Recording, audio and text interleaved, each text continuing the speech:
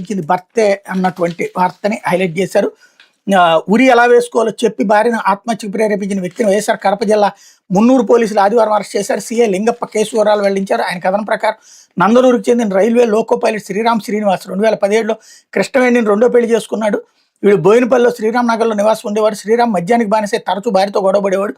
ఈ క్రమంలో ఈ నెల 11 కారు మరమ్మతుల విషయంలో ఇద్దరి మధ్య తీవ్రస్థాయిలో వాగ్వాదం జరిగింది. మద్యం మత్తులో ఉన్న శ్రీరామ్ శ్రీనివాస్ కృష్ణవేణిని బెల్ట్తో కొట్టాడు. ఆమె చనిపోవాలని తీవ్రంగా ప్రేరేపించాడు.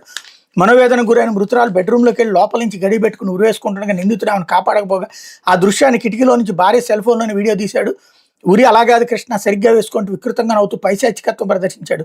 ఆమె ఉరి వేసుకుని మరణించిన తర్వాత విషయాన్ని ఎవరికి చెప్పకుండా దాచిపెట్టి మరుసటి రోజు తన తల్లిదండ్రులు వచ్చిన తర్వాత అక్కడ నుండి పరారయ్యాడు. దీని మీద తొలుత అనుమానాస్పద మృతికి కేసు నమోదు చేసిన పోలీసులు ఆదివారం సెక్షన్ 188 BNS కింద కేసుగా మార్చి నిందితుడు శ్రీరామ్ శ్రీనివాసన్ అరెస్ట్ చేసి రిమాండ్కి తరలించారన్నటువంటి వార్తని హైలైట్ చేశారు.